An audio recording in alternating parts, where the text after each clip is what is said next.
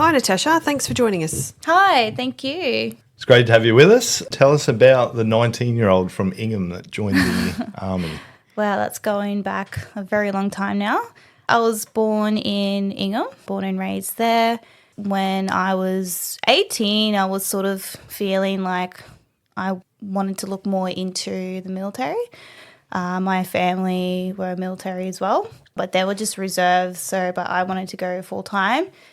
I took a long time to sort of put my application in or start the process. When I turned 19, that's sort of when I'm like, nah, I want to go out, get out of Ingam and see what more I can do. The purpose, I guess, joining back in 2013, obviously there was a fair bit going on still around that time and overseas. So I really wanted to join and serve the country. 19-year-old Tash joined the army as a truckie. I think it's a driver specialist. I think that's the title that they put in there. But going out down to Caprica, doing the basic training there, and then from there went to holding. I was there for about a couple months before I went to good old Pucker, and I was there for about 3 months for our employment training, and then got posted to my first unit, which was 9 FSB in RAF Amberley, so Ipswich. I was there for about just over 3 years. It was like a mid-year posting. I had the opportunity while I was there to get deployed in 2016. So I went to Dubai for 6 months. That was obviously my goal and purpose to why I joined. So that was a bit of an experience, obviously different lifestyle over there and the reason why we were over there. I came back from the deployment, had about, I think, a month and a half off before going into the new year for my last year at 9 FSB. And then, I got posted to 7 SISB, which in Enoggera, Brisbane. And then, after 7 SISB, I was just like, I think it's time to move on, see what else I can do. So I was 25 at the time and, obviously still young, and then stepping out on my own for the very first time without obviously having defence or family in Brisbane.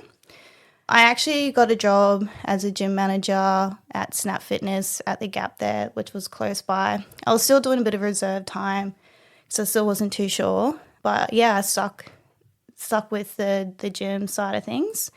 That was 2019. And then COVID happened. So COVID happened 2020 and all the gyms, everyone shut down for like 3-4 months. And in that time, I actually went back in to do some reserve time just to obviously try and get some income while I was working in between. And then when we all came back to work, end of 2020, I decided to finish off my certificates for fitness. And I moved to the Gold Coast and started my online PT and face-to-face down there. I actually got a really cool experience with the recruitment down in the Gold Coast. I saw that they were doing Women in Defence. I wish we had that back in 2013. But so I obviously wanted to know more because I'm like, that's something I never had. I want to see what I can do to help females get into the military. And they were running these boot camps about 8 weeks. I'm like, that's probably something I can do. So before that, I never really done any boot camps or anything. But I'm like, this is what I do. I can, I'm ex-military. I know sort of what to do to get yourself fit and mentally ready for the defence.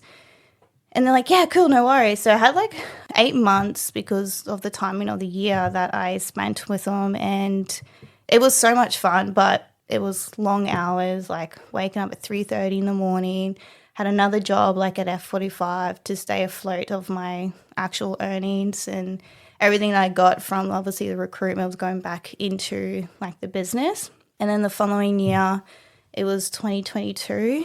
I went to go back, but there was something inside of me that wasn't fitting for me anymore. I wasn't too sure what it was at the time, but it just wasn't my purpose. I know I wanted to help people in a way, and especially with some sort of military, veterans or anything like that. But at the time, they were trying to get in. So, I just declined the contract and went overseas for a couple months to sort of figure out what I'm meant to be doing, who I am.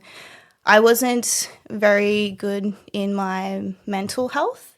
It declined when I left. So there was about 2 years there that I was struggling mentally.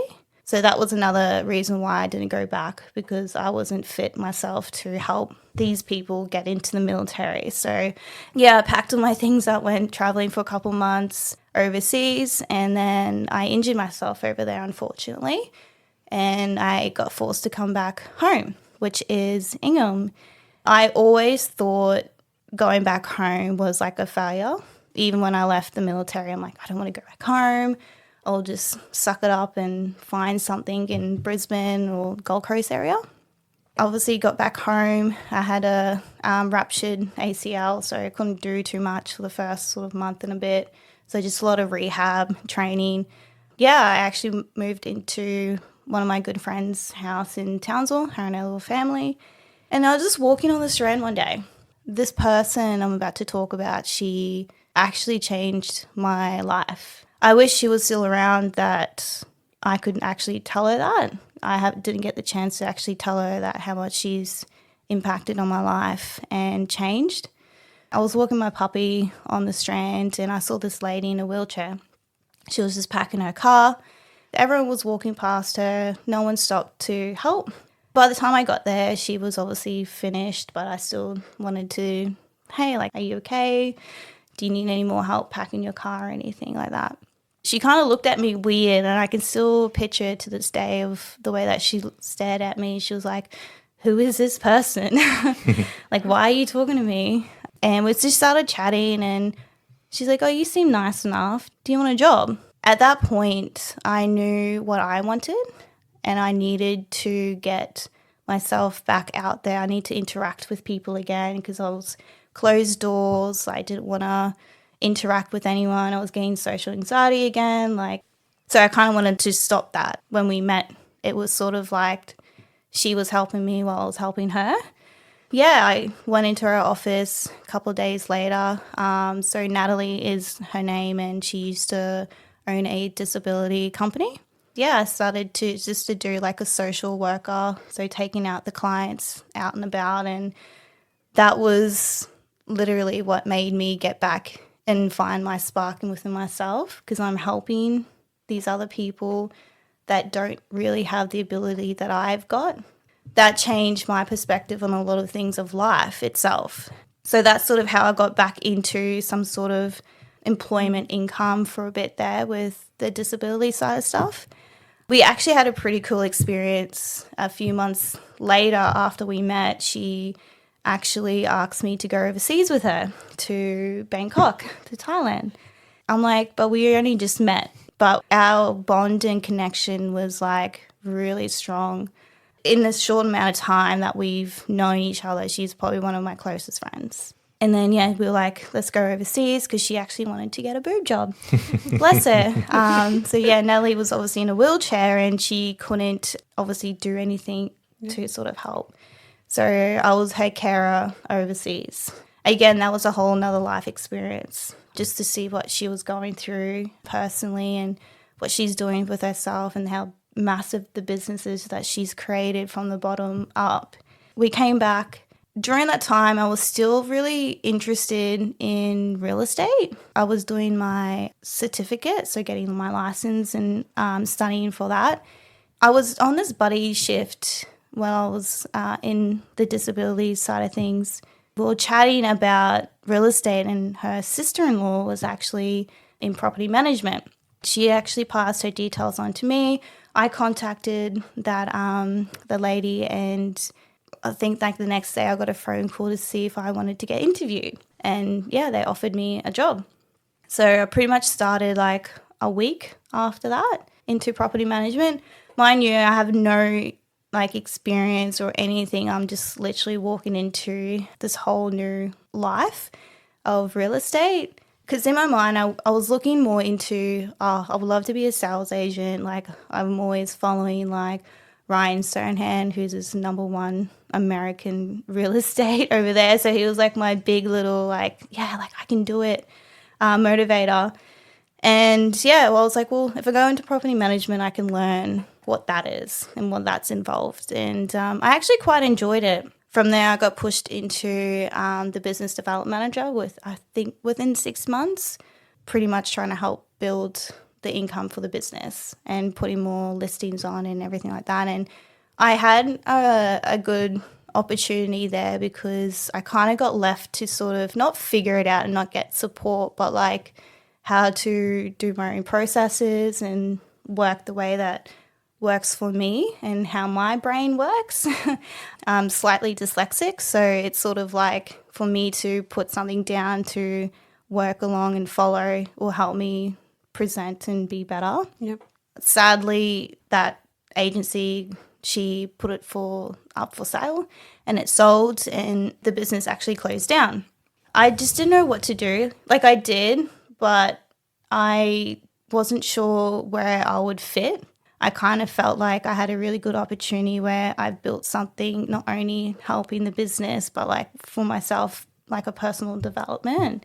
So I knew that I can do a lot of the things like a business structure. So I didn't want to become another sales agent because there's a lot in Townsville.